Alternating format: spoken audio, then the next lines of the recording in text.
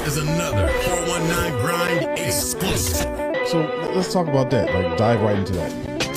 This is an exclusive Like, I sent you a story. Yeah. I sent you a story that, like, or an idea. Like, how do you transfer that the idea that you have in your head into like a story or a film?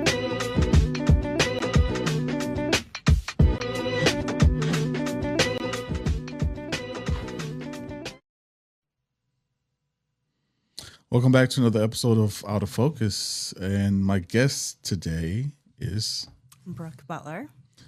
What is it? Brooke Butler. Butler. Yep. Butler? Yes. Butler. Is it Butler on Facebook? Yes. You sure? Okay. No, thank you for coming on the show. I appreciate it. So Out of Focus is a podcast that I talk to mostly photographers, videographers, and artists because focus, Yeah. So we're not focusing on our artwork or art form. We're focusing on the conversation. So it's out of focus. So. I love that.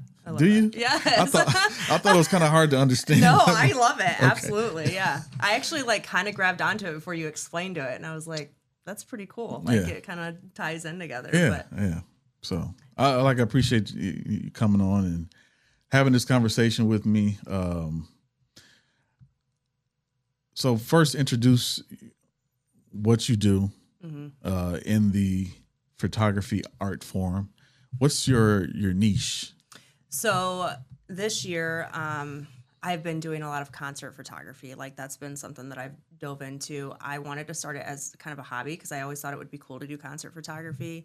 I did my first one last November. I did it for free just to get something in my portfolio. And then in March, I booked my first paying band. And since then, I have photographed over 30 bands since March. Since March this year? Yes. Wow. So I've done quite a bit. I really enjoy it. And I mean, it's not my biggest money maker, but what I love about it is I get to watch somebody else in their bliss doing what they love, capturing. You are an art form, capturing an art form. Yes. Yes. And you can beautiful. tell when somebody, like, posing somebody for a photo shoot, right? Like, it's very cookie cutter. You don't get a lot of personality, but when you're photographing somebody that's like literally doing what they're passionate about, there's so much more emotion to it. Like, you can feel it, opposed to like posing somebody is a lot different. So do you enjoy that though? The posing of people? You know what? I don't. I just had this conversation with I did not want to be the only photographer out there that hates posing people. Yes. But it makes me uncomfortable. Yes. It's like, and of course, because like everybody's body looks different for one, and then like how comfortable they are in certain poses is very different from person to person. The only one that I really enjoy posing people for is boudoir photography, which is my other niche. Okay. And that's because, again, there's a bigger purpose behind it. A lot of women that I work with, have been through domestic violence or emotional abuse, or they've gone through like massive body changes and they need an uplift in their confidence. And like, I have a lot of women that come to me and like, oh, I can't do that, I'm too overweight, or I can't do that because of all these scars or whatever. But the whole purpose behind doing boudoir is not because you look perfect. It's to help you see yourself through other people's eyes, because typically we are so much more critical of ourselves than what other people are. Now, don't get me wrong, there's some difficult people out there that are just super judgmental, and nobody really cares what their opinions are. But I hate to say this, but I hate comment sections when it comes to anything, really. But mostly when it comes to if somebody put out a piece of artwork and they're like, "Oh my God, like what made you think that you were gonna look good," or whatever they're saying. Like, I hate that. Like, they don't understand the purpose behind what you do. Yeah. And I hate to be the one. Like, sometimes I'm in there like, you don't understand. Yeah. It's hard not to turn into a keyboard warrior when you're sticking up for like the purpose behind something is not the story that you're initiating. Yeah. Yeah. And that's annoying that people and sad to say, it's mostly men that go after women. So I've seen this older lady. She had to be like 60 something, 65. And she's putting together like a GR GWM program, Get Ready With Me program, to teach other women how to make themselves look good on camera and make that their content creation. And the comments in her video are saying, "Oh, you're too old to be trying to look good. Like, you should be at home, blah blah blah." Like, you or like, some of these women shouldn't be on here commenting. Like, I don't like, why? Who says? Right. Who says? Who made you judge and the jury? Yeah. Where's the blueprint? Right. Behind being an influencer. Yeah. I mean, you're an influencer to a certain type of person. Right. That's your niche. You're going to attract who you Exactly. attract. And that's how I come about photography too, is like, people will bring up other photographers in the area. I'm like, oh, are they a competitor? Like, do you feel like do you feel like yours is better than theirs? I'm like, no. First of all, I don't process things that way. And second of all, like, I don't care what other people are doing. Right. Like, respectfully, I don't care. I know the type of people that I'm going to attract. I know the type of client that I want. And like, I'm a little edgier. I'm a little like, I don't really have a filter, you know? Right. So like, I accept people that are very different. I work with a lot of people that are very alternative, that are more into like the horror themed photography. Like, that's so you have your own area, own area of expertise, or your niche, or what you love. Like, I tell people this all the time. Like, I'm not in competition with anybody. Yeah. My photography is my photography. My videography is my videography.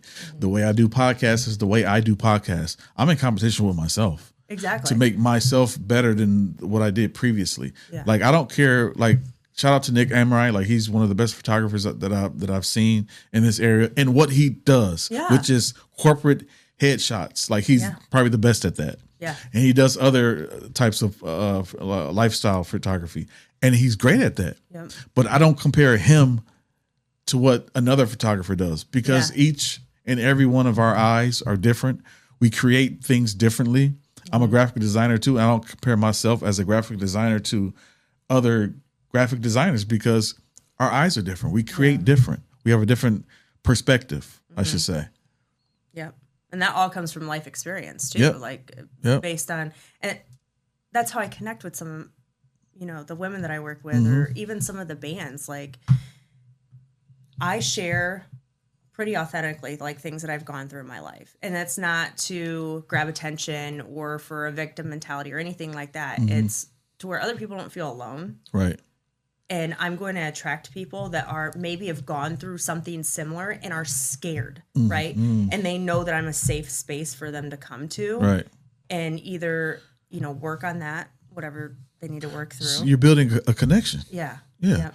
And I think that's what it's all about. Like, I've done maybe 2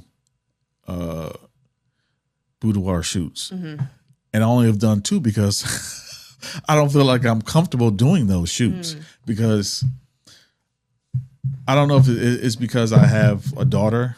I have people in my life that I wouldn't feel comfortable with them having a male photographer in that, doing that type of shoot. So I kind of like backed off of doing those type of shoots, which, I'm not saying that I will be attracted to that person, but I don't want to give space to that. Yeah.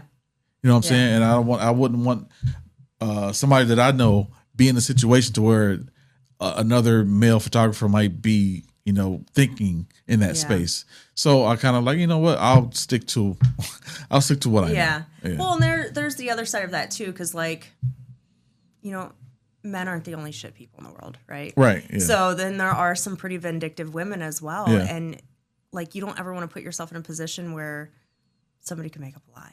You know what I mean? Right.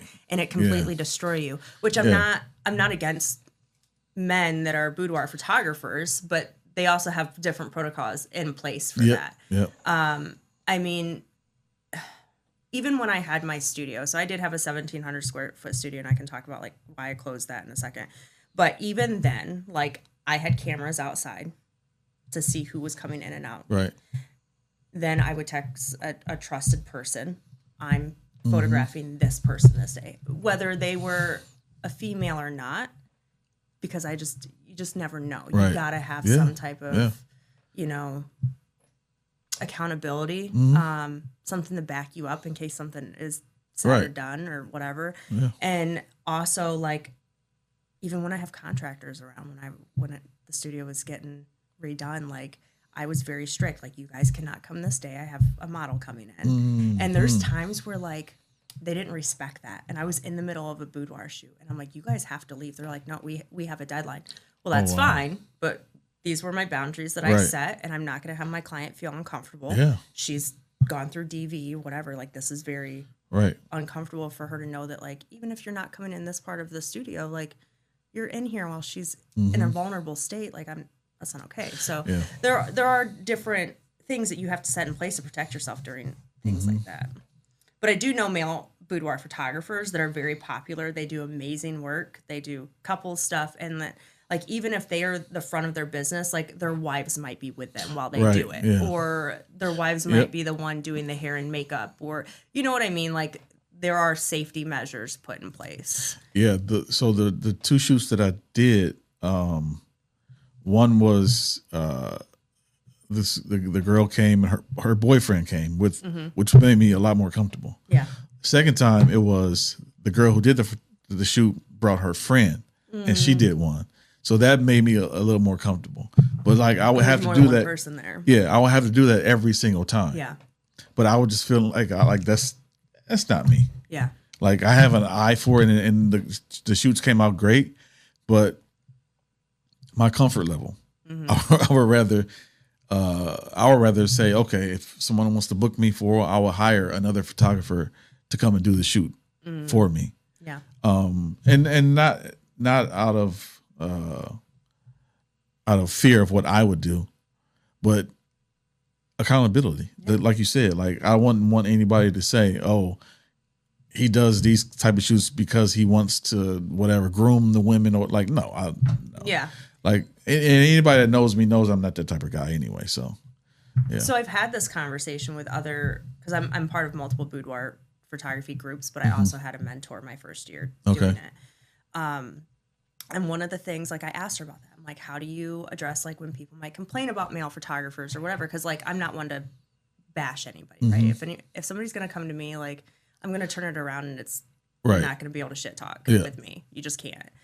And one of the things that she had said was, you know, that's such a cliche thing to say about men wanting, or them having that alternative motive behind it, because there are lesbian boudoir photographers out there. You know, what's the difference? Right. What is the difference? Like, and all of it comes down to respect, like, knowing your place, knowing the boundaries. And I feel like whether you're male or female, whoever you're attracted to, like, you should be able to do that as a business owner. Exactly. And I've done that. Like, I had no kind of,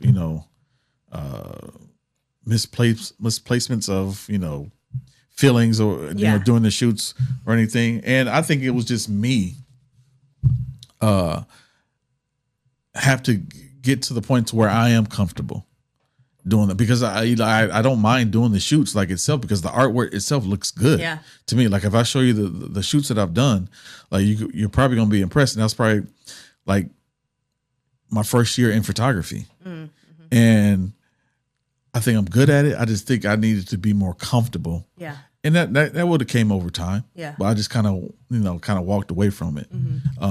Not to say that I wouldn't do it again, because I probably would. If the opportunity came. I just don't advertise and say, Yeah, and that's how I am with certain, like, family photo shoots. Not my thing. There's okay. So here's my take on it. Like, I'm very raw with my children, right? Like, just this morning, my son was trying to mouth off. He doesn't normally mouth off to me, and I total, like, snap. I'm like, dude, not today. We're not doing that, you know? And I'm not typically that stonewalled towards my children, because I don't have to be. They have a level of respect. But when I'm dealing with other people's children, and I can't be like, you need to shut the fuck up and listen to me. Or, like, PlayStation's gone. Like, I can't do that to other people's kids. And sometimes, like, you gotta be like that to your own kids, right? And then, like, the other parents or whatever, when I'm doing family photo shoots, like they also don't want to embarrass themselves Right. as parents or make like come off that they're too mean or too strict on their kids, and they just kind of let them do whatever. I'm not a fan of doing family pictures, but I will if it is a previous client. I've known them well. They know, like they'll let me know, like, hey, my 2-year-old's having a day or whatever. Right. Like that's fine. The other ones that this is something I actually do enjoy is I've had people seek out me doing their family photos or with their kids because their children have like a developmental thing. And I grew up with a boy that is level 3 autistic. Mm-hmm. He had just turned 30 a few days ago, and he's still nonverbal. Wow. And he wasn't even potty trained until he was 25. He's in a group home. Like that's the extreme that I grew up with. I had a client like that. Yeah. And he's about 31 now. I used to work in that field too. Yeah. So did I. And nonverbal, not potty trained, but he was like, other people worked with him, but I was his favorite. Yeah. Because I treated him like he was equal. Like he was my friend. Yeah. And he used to beat other people up. I can't say his name because, you know. Yeah. But he never beat me up. He was a young, strong boy, but he was funny. He was fun to be around, but you just had to know how to deal, interact with, and that's a whole different like show. But because I grew up with an uncle who had disabilities, and he was a mental patient who dealt with a lot of stuff growing up. Yeah, and we got used to that. As kids, like that's normal to us. Yeah. Like he just being him, and it was fun to be around him. Mm-hmm. So when I got into that field, it was like, this is what I've known growing up. Mm-hmm. So I had no problem adjusting to those behaviors. Yeah, correct. So and that's a whole different show. But for sure. But yeah, so people that know that about me know my background because I worked within group homes as well in my early 20s. So people that know that do seek me out for that. Okay. And I am also level 1 autistic. So keep going. So I do understand too, like the different variations that come with it and how to adjust. Right. So let me ask you about autism. So I've been told that I have symptoms of autism because of the way I interact with people. Outside of podcasting, obviously. Yeah. But you get really awkward. Really awkward, yeah. Me too. Yeah. Like really awkward around people, even people that I've known years and years and years. Mm-hmm. When I go to the grocery store, I have to put in headphones because I hate interacting with people in the stores because it's too many people to interact with, and I feel like everybody wants to talk to me, even though they don't want to talk to me. I feel like everyone wants to talk to me, so I put in headphones. So I can have peace when I'm at the store. And it's fucking loud, and there's lights. And yes, there's all the colors. And yes, it's too much. It's very overwhelming. And I tell people I have to reset my social battery sometimes because at times it gets too much. Like we're having people over for Thanksgiving, and so and for the Ohio State Michigan game on Saturday. So that whole Thursday through Friday is going to be fine at certain points, but other times I'm going to have to go away because I feel like it's too much socially, mentally. Like I don't know what to say to all these people all the time. Right. So and I don't want to be on all the time. Sometimes I just want to be off. Yeah, and just enjoy being in that space and not having to make your brain overwork. When I was younger, people thought something was wrong with me.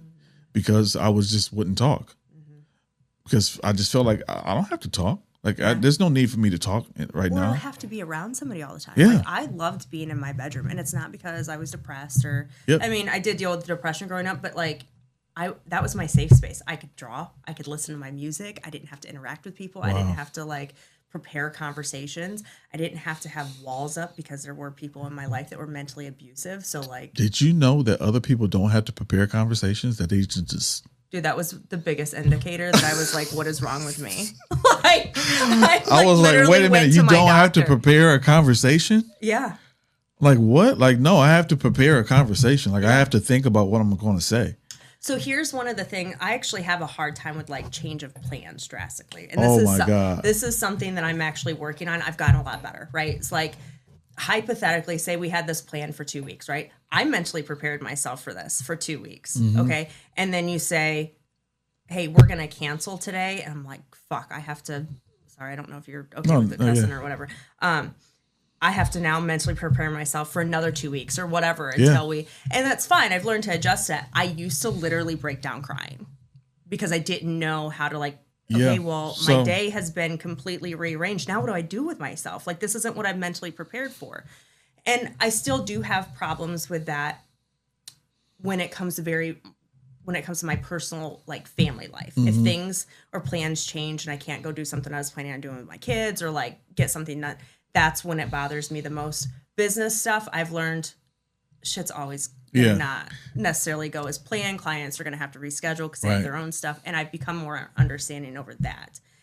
But like, you have a busy week this week. This last week for me was batshit. Like today or tomorrow and Wednesday, like nobody will hear from me because I'm gonna be recharging. I've worked literally from Thursday night until today with very little sleep because I just had so much planned. But I also knew, okay, get through these days. And then you have this time. And then I have this actually Thursday too, because I don't have Thanksgiving plans. My family's not from around here. We're doing Thanksgiving Friday.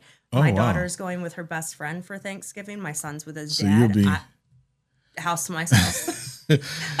Nobody's going to hear from me. It's going to be amazing. I'll hang out with the boyfriend later that night and it'll be good. Like, so that's the thing with plans for me. It's like, I'll tell you two scenarios. So obviously with Thanksgiving or with holidays, I try to do them at my place because I'll have control over it.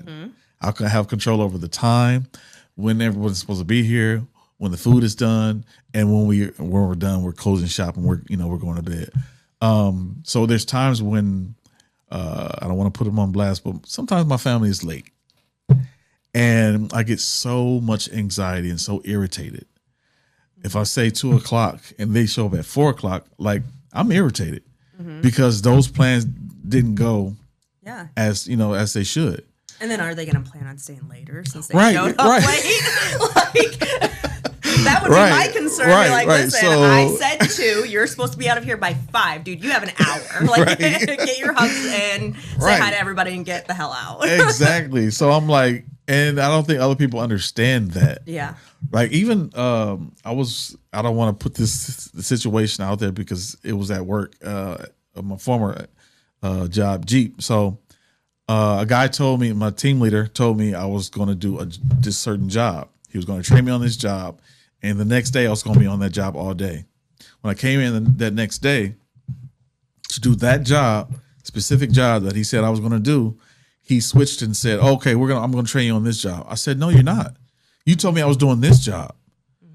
Like, this is the job you trained. Like, this is what I planned for. Yeah.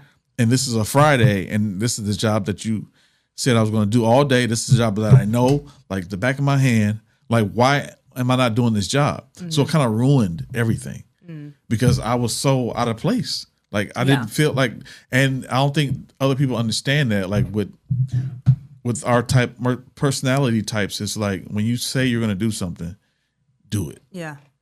Like, and it's frustrating for me because I have to deal with that and try to adjust that part of my personality. It's like you have to get used to people changing things up because people are going to change all the time. And one of the biggest things that like helped me is I used to take it personal, right? If I were in that situation, be like, okay, why do you feel like I'm not good enough to do that job you trained me on? Like, did I not train the way that you wanted? That's initially what I would have thought. I've done tons of personal growth things over the years, whether it's seminars, books, whatever. And the biggest thing that I've learned is, first of all, don't ever assume you know the story behind how somebody's moving, right? You don't know how their brain works, just like people don't know how our brains work. Right. Like, don't assume, but also don't ever take anything personal. The way somebody moves has absolutely nothing to do with you. Like, you're just what's in front of them at the time. Right. Okay. How they speak, their tone, like, say they might get a tone because they're irritated with you. okay, you're not in control of that, right? They still have control over how they show up in their tone. And where does that come from? That could come back all the way from like something that they learned in their childhood, right? So if you just don't assume and you don't take things personally, it's so much easier to brush things off. So much easier. And I know that it's easier said than done. Right. Trust me, I still struggle with it, but I'm so much better than what I used to be. And then to like, it takes that need of like, I used to get involved with drama. I used to get involved with gossip. I used to gossip just to have something to talk about because I didn't know how to interact with people. And I would just bring up random shit because like, I'm like, I don't know how to do small talk. How do you do this, right? And then I just bring up really awkward things and it would turn into this gossip session. And that's not at all what my intention was. But also, if you stop assuming, if you quit taking things personal, what is there to gossip about? Yeah. What it like you just take that out of the equation. Right. Now, granted, there are times where like you need to vent or you need to like work through something, but that's when you find those safe places, those safe people to do that, and it's not going to be blown out of proportion. And it's exactly that. You work through the situation, Right. and you leave it. And I've learned to lean on my gifts or my artistry, which is like drawing helps a lot because now I'm in a zone, and that takes me away from everything. Like I can't just go and have a photography session. I can't just go and have a podcast session, but I can always pick up my iPad or pick up a piece of paper and start drawing. And that takes me away from reality, basically. So drawing is like your form of bliss to disconnect you. Do you have anything else outside of drawing? Like video games, maybe. Okay. Yeah. So still something like stimulates your brain, but like takes you away. Because I can be on video games, but the problem with video games for me is I get bored easily with them. So I'm switching from game to game to game, but I can do that for a few hours and be fine after that. But when I draw, I can sit there for hours and hours and have my iPad plugged in so it won't die. Just so I can keep in that space for hours if I want to be alone and still, stimulate myself mentally. And I think that has to do with a lot of people with our mindset or the way we think is we have to have something to stimulate our minds. And a lot of people with autism is TV. Like my client loved a certain channel, and he would like it was an old country Western channel. I don't know if his grandfather or whoever used to watch it, but he would sit there and watch it for hours and hours and hours at a time. Like, are you ready to eat? And he would just ignore me until he was done watching TV. And I don't know if you have experienced that, like something that kind of takes you away, but still stimulates you mentally. Yeah. So I have two things. Ironically, I hate watching TV. I hate my boyfriend has been able to recently find some like really like dark shows that I like. Okay. Like, because it has to stimulate my brain, right? Yeah. So what's the artwork like in the show? What's the vibe? He's finding shows that are like gothic based or alternative based or like fantasy, like we just finished Midnight Mass, which just watching it looks like a really messed up like churchy show, right? But if you really dig into it, it's about a vampire that's posing as an angel. So like, and it like at first I was like, all right, this is kind of dry and boring, but still a little bit intriguing. And as we went on, I'm like, it's a vampire. Oh my gosh, we're finishing the show. Like I got so excited, but again, it had to be something that stimulated my brain. Right. And then like, also like that's my one-on-one time with him. That's kind of what we found to relax because I do constantly have to be doing something and he doesn't. So it's kind of like finding something that works for both of us. But yeah, outside of that, I hate watching TV. Like before him and I got together, my TV had not been turned on for 4 months. Oh, wow. My kids, they'll watch their YouTube. They'll watch whatever. My daughter has a projector. My son has his own TV. Like living room TV didn't get turned on. Wow. And I don't have one in my bedroom. I'm totally against TVs being in the bedroom. Really? So, it takes away from like your conversation. Your like, and not even just talking about intimate time. Like that's just time for you to deflect, talk about the day, talk about the kids without them ear hustling. Like, so that's interesting that you say that because recently, so we have 3 bedrooms in the house, but it's only 2 of us. Okay. So our bedroom's upstairs, and we took the TV from our bedroom and put it downstairs in the spare bedroom because her father had came over and was helping around the house, and we wouldn't want him to go keep going back and forth because he's older and he got problem moving around and stuff. So he was sleeping in the spare bedroom. So we took our TV out of our bedroom and put it in that spare bedroom. And so now it's like it feels at peace. Yeah. When we're up there. But now sometimes we sleep in the spare bedroom because we want to feel like we're on vacation at home. Oh, okay. Yeah. That's a good concept. I like that. So but we never turn on the TV. Yeah. Especially at night when we're about to go to bed. We're just like, yeah, we'd rather have the conversation between us. And I didn't even think about that until you just said that. But taking the TV away from the bedroom, it kind of helps you. Yeah. Mentally. Have that space to where you can have conversation. And it don't have to be intimate, like you said, just be conversation. And a lot of people who are in relationships probably don't have that that space to where you're not intimate, but have intimacy in other areas, especially mental intimacy. I don't even know if that's a thing, but no, it is. I mean, intimacy isn't like, it's not just a physical thing. Right. Like, you got to stimulate each other's brains. You got to make each other feel safe and comfortable and laugh and be childlike. Yeah. And you can't do that if you're distracted by a screen. Now, and the same goes for our phones. Like, our phones go in the bedroom with us. And like, typically by the time we go to bed, like, I'm finishing up, follow-up emails or communicating with appointments the next day, or like even my kids. Like, my kids know once I go to bed and they try to text me about something, chances are I'm not going to see it. Right. Because I might real quick lay down, finish whatever I'm doing, set my alarm, and then I don't touch my phone. And we might lay there and talk for 2 hours, and it's just, I've been in past relationships where it was like scrolling until you literally fall asleep and your phone falls on your face, right? Like, that's not, like, why are we even sharing a room at this point, but it has completely changed, like, my mentality when I wake up. I'm going to bed not so anxious, like I'm able to decompress. Wow. I'm sleeping without like having to take sleep aids, like for the first time in my entire life. And that comes from like healing trauma responses and stuff too.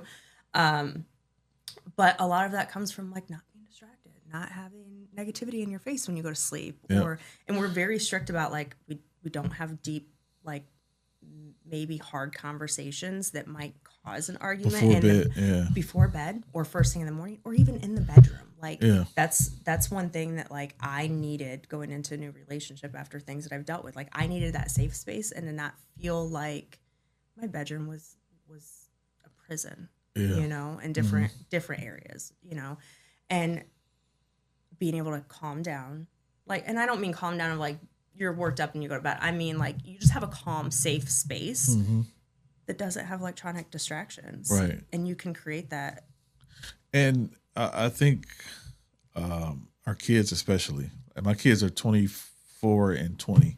So now they're pretty much in the adult world. Yeah. So, but as kids, that's one thing that I did not want for them is, first of all, the first thing you're waking up, you're getting screamed at. And before they go to school, like that's one thing I never did. Like, don't scream at the kids before they go to school, because guess what?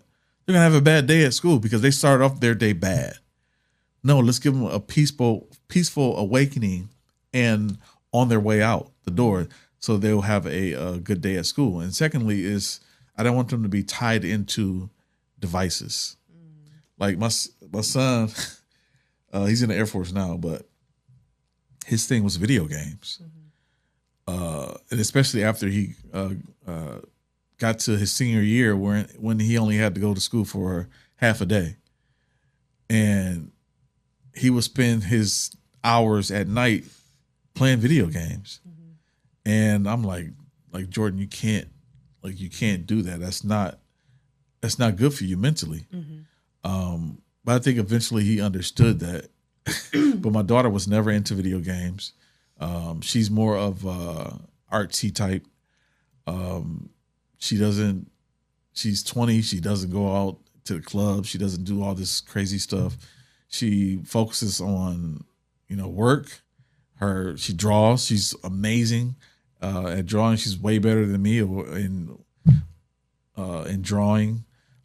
So I try to encourage her in that, but she wants to go into the Air Force, which is fine. Like, Yeah. find what you do, and she's not on social media. She's on Instagram just to promote her art, but she's not on Facebook. She's not on Snapchat and all that stuff. Yeah.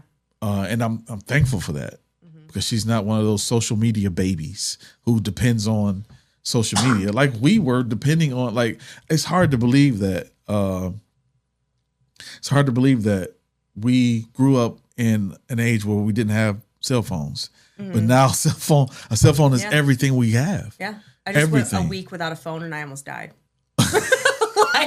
But for good, like, it wasn't because of social media or anything. Like, I could still do my business stuff from my laptop, but like, I had so much crap to take care of that I couldn't take care of because even like I couldn't even get into my banking app. Wow. Because it needed the 2-factor authors. Oh, wow. And like, I'm like, I got bills to pay. Like, I need to end this thing right now. Like, I literally lost it on Halloween. So like right before the week where things were due. Yeah. And I almost went insane. Wow. So yeah, we're so dependent on these things. Now, people ask me all the time, because I am big with social media, but I'm not in a toxic way. Yeah. Like, people argue with me about it. I'm like, no, you guys think I scroll? I don't scroll. I hardly ever see anything that anybody else posts unless like that is my intentional time to do that, to network on social media. Yeah. Do I post a lot? Yes. And people argue with me. You post everything on social media. Everyone knows what you're doing. No, you don't. Like, you have no idea what I'm doing in my day-to-day life. I choose to post what I post. Mm-hmm. And like, sometimes when I make a post, I did that last week. Like, it's not real time. I do not post real time anymore. First of all, like, I've dealt with some pretty interesting people in my life, and like, I was getting stalked and harassed there for a while. So like, some of it's safety, but then I've realized that there's so much peace that comes with that because I'm in the moment. I take the pictures, and when I think about it later, I might post in 3 days, like, hey, I did this. Like, hey, I experienced this, or I met this person, or whatever. So I really feel like with my daughter, she does have social media, right? My son, he has it like YouTube, and he might watch TikTok. Mm-hmm. He does have Snapchat, but like, the way that they use it is not the way that a lot of people use it. Like, my daughter has Facebook, she has Instagram, she has X, and she uses them for different reasons, but she hardly ever posts. Right. And a lot of the Snapchat stuff, like, that's with immediate family or her best friends, but she's not focused on how other people look on social media, comparing herself, like all these things. And that was a big thing for me, especially having a daughter. Is like, I don't want to have her have that syndrome to where you're comparing yourself to somebody else who looks like something that they really don't look like, because they use filters or they use whatever to make themselves look like that. And I'm glad she's not, like that. She's more into the artwork of things, and she follows other artists. Yeah. And they have a artist group that they share, whatever. So everything comes from like perspective and how you choose to use it. Like, I follow a lot of people that do art and makeup and are really big into makeup. I love doing my makeup, but I also will show up and post a picture without any makeup. Right. Like, I don't care. It's not my personality. Right. It's just something that I'm into. Yeah, like I don't think there's anything wrong with makeup at all. Like, I grew up with my mother. She took 3 hours to do her makeup. And I'm exaggerating, but she took her hours to do makeup in the morning. And I don't think there's anything wrong with that. Just my daughter, she has a different perspective on that area. But she looks exactly like my mother, which is crazy. But I think it's about perspective and appreciation. Mm-hmm. I think we need to focus more on not aesthetics, but just being yourself. Yeah. Like, if you like makeup, do it for yourself. Don't do it for somebody else. I was in a relationship where like, I do my makeup. Who you doing your makeup for? Who you meeting up with? What are you doing? Right. Motherfucker, I've been so depressed. I'm just trying to make myself feel better. Yeah. I'm just like, it's for me. It's for me. It's always been like that. And I try to teach that, to my daughter too. Like, don't ever do anything for somebody else. Right. Show it for you. You don't want to wear makeup? And my daughter hardly ever wears makeup. She has like her fake eyelashes that she does wear. Right. But like, she really doesn't care about makeup. She's good. She dyes her hair. She has her eyelashes. That's it. And she's pleased. And I think that's, it's about people's personality. Like, that's what they feel makes them who they are. Like that, your green hair makes you who you are. Like this hat makes me who I am. Like I wear a hat everywhere. Not that I'm ashamed of having a bald head, because I've been wearing hats since I was 12 years old. Yeah. It's just your thing. My thing. Yeah. And somebody told me one day, which made me feel better, was like, I can't imagine you not wearing a hat. Like you look good in hats. Or somebody said I like the Yankees. Like I can't see you wearing a Detroit Tigers hat. Like no, I would never wear a Detroit Tigers hat. But they said that because they recognize me as a person who likes to wear hats. Yeah. And it has nothing to do with what I look like, but it makes me feel good. Makes me who I am. Like I wear a hat to church. I don't care. Yeah. Yeah. It's just like that. It makes me feel comfortable. Yeah. And I think like the stigma around that kind of stuff is starting to change. Like people are starting to realize it's not for an alternative motive. Yeah. So one of the things that I run into a lot is like based on how I dress or how I present myself with the crazy colored hair, my tattoos, piercings, like that gets people's attention. So it's automatically assumed that like I want negative attention or sexual attention, because sometimes like depending on where I go, right, there's a time and place for everything, but I might dress a little riskier. I don't care. I'm not doing that to get your approval or for somebody to come hit on me or anything like that. This is what I'm comfortable in. Fashion is an art. Like I'm an artist. Present myself as an artist. That doesn't necessarily mean I want to have a conversation with somebody. That doesn't mean I want you to approach me. So like I've had that conversation multiple times, especially recently. Like this is just who I am. This is how I show up, and especially with the way that like I present myself, there's stigmas that come. Yeah. She's been a drug addict. She's partying. Like she's doing like all these things, and I'm like, I've never even tried a cigarette. I've never tried any drugs. And I don't drink. I'm almost 2 years completely sober from alcohol. And that isn't because like I had an addiction problem. At the time I was with somebody that was trying to get sober, and I did it as support, but then I realized like, why am I doing this to my body? Like it's poison. This is how it's affecting me. And like I deal with nerve damage from the back surgeries that I've had, and I noticed like when I would drink how much the pain from that would heighten. So I just noticed different things taking it out, and I've just chosen to not drink anymore. I don't care if you do drink, but like just respect the fact that I don't. And it's funny because everybody assumes something based on how something is. Right? They assume that like I've done drugs, I'm a partier.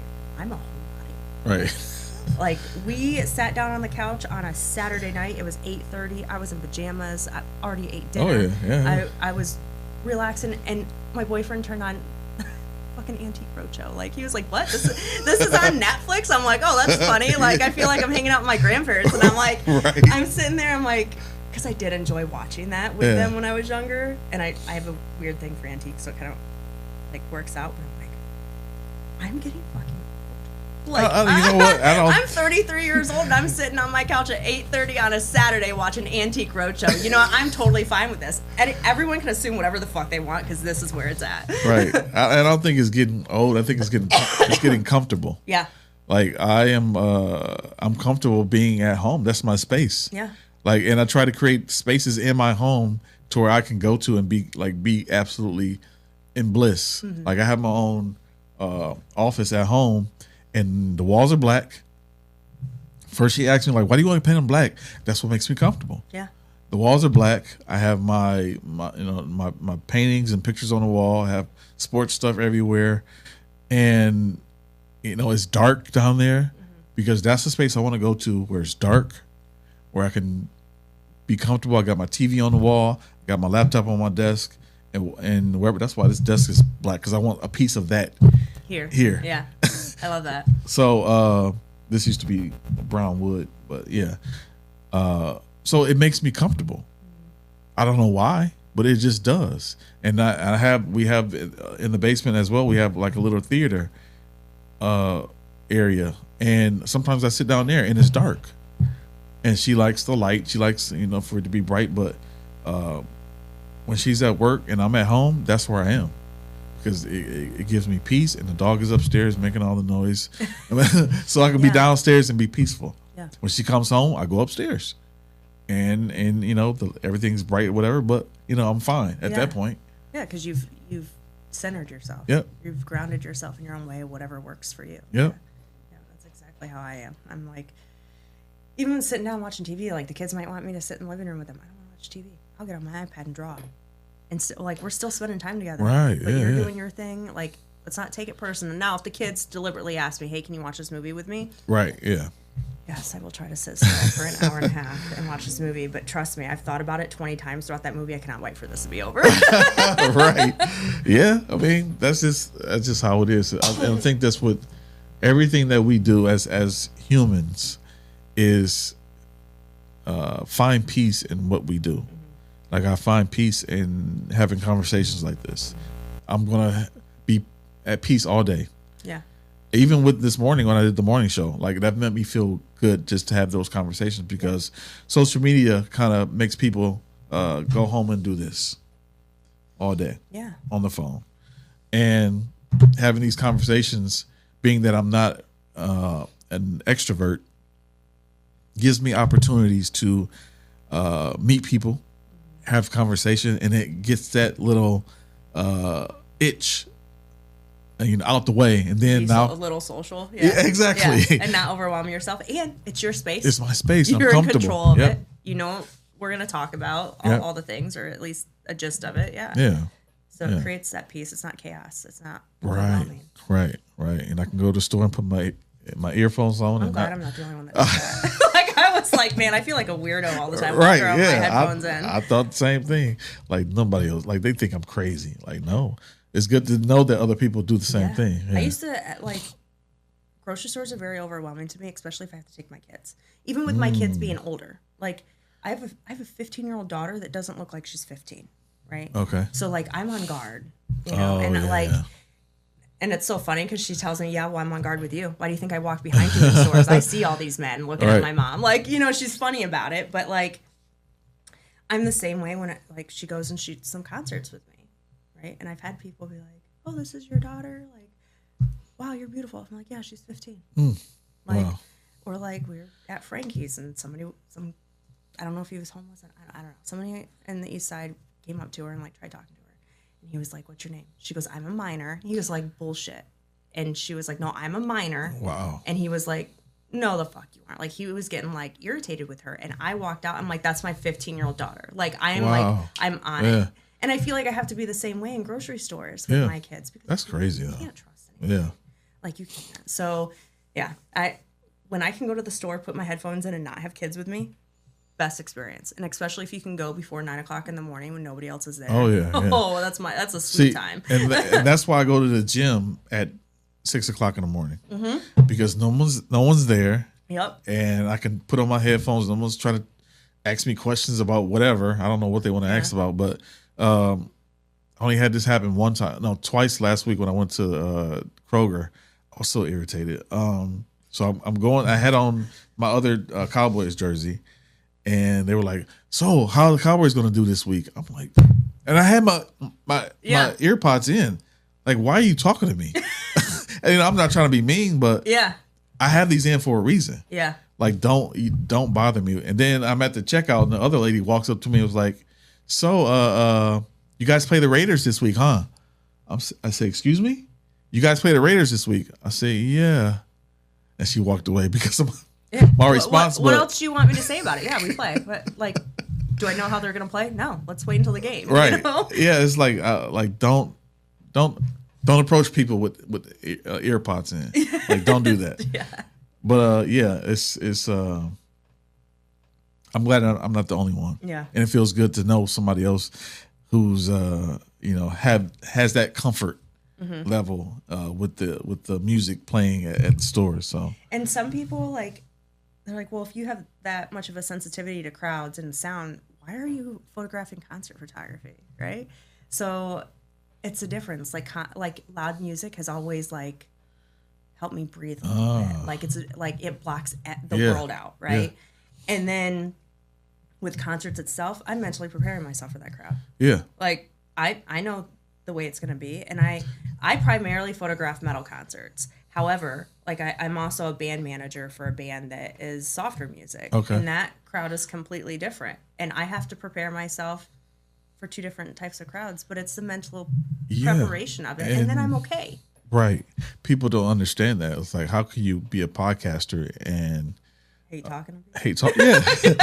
Hate talking to people. I'm like, that's a different space. Yeah. This is a space that I created, and I'm in control of it. Like, I'm in control of the conversation. I planned for this conversation. I asked this person to come and be on my podcast or be on my show and be in my space, so I know this person's coming to talk to me.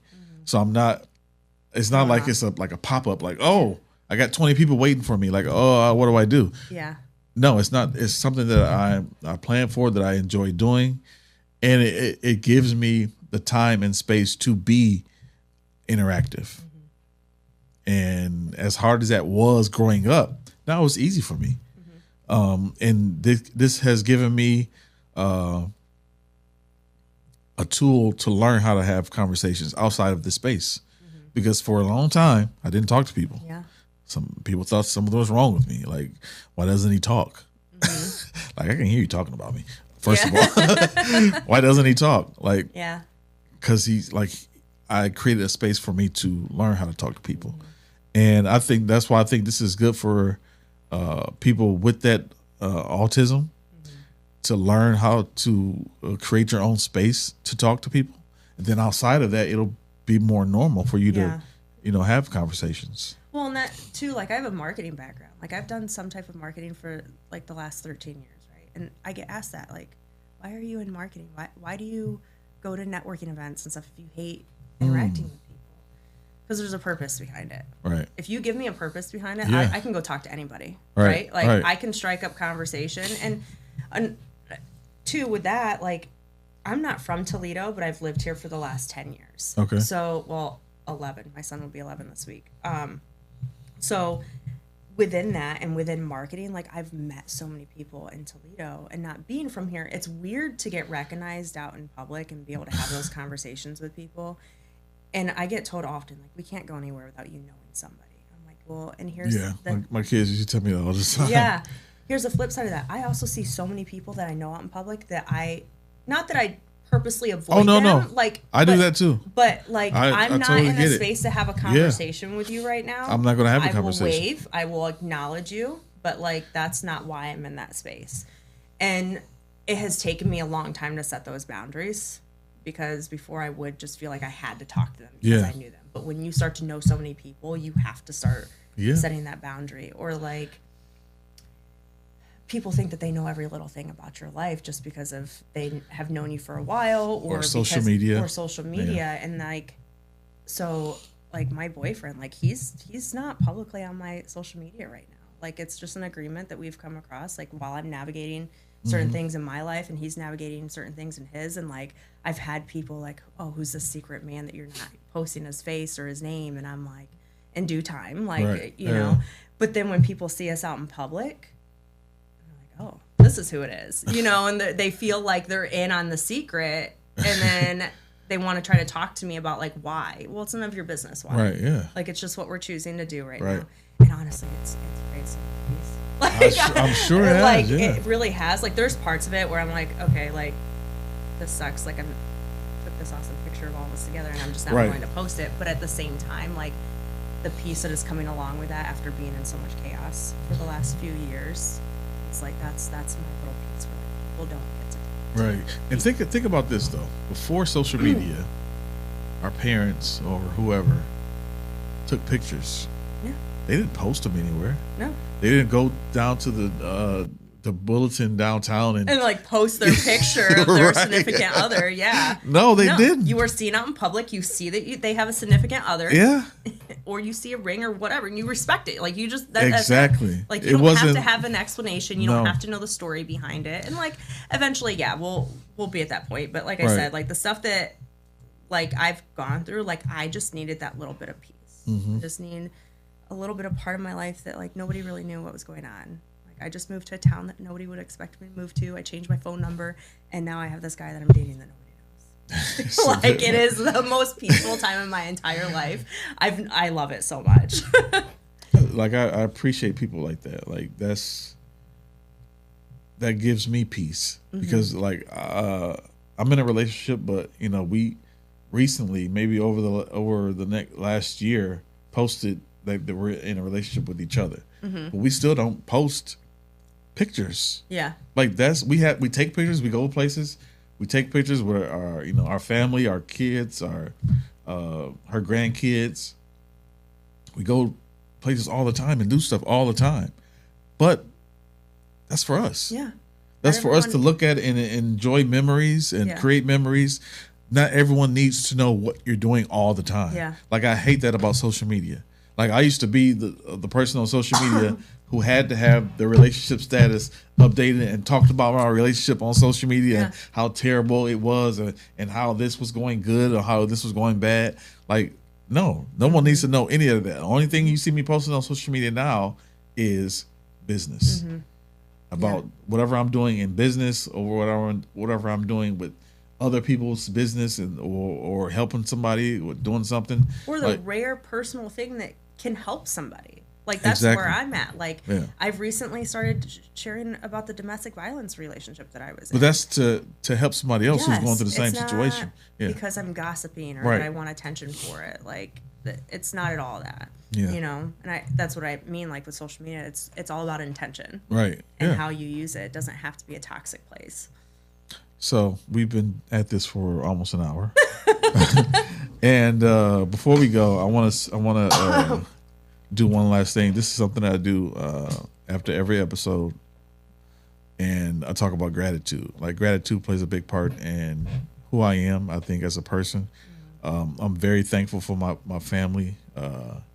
For God, and for the gifts that He's given me, like the ability. Like I didn't go to school for this stuff.